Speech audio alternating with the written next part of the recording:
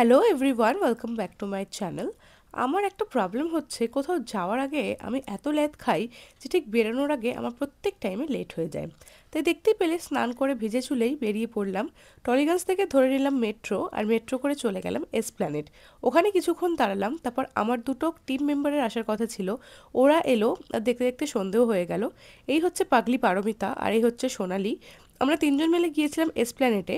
আসলে আমাদের একজন টিম মেম্বারের বিয়ে রয়েছে, সেই জন্য গিয়েছিলাম বেসিক্যালি গিফট কিনতে।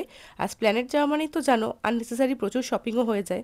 তাই টুকটাক এইটা সেটা অনেক কিছু আমরা কিনলাম, পার্স কিনলাম, বিয়েবাড়ি যাওয়ার মতো একটা ব্যাগ কিনলাম।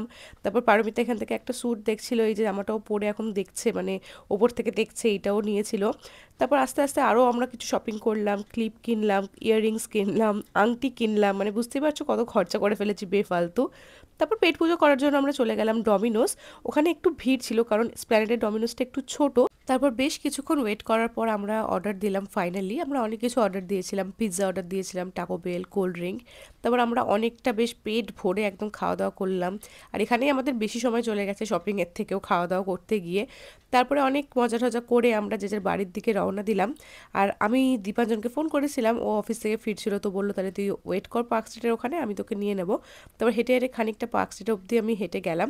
তারপর আমি ওর সাথে চলে এলাম বাড়ি। দেখা হচ্ছে পরের মিনি ব্লগে। ওকে, টাটা, বাই বাই।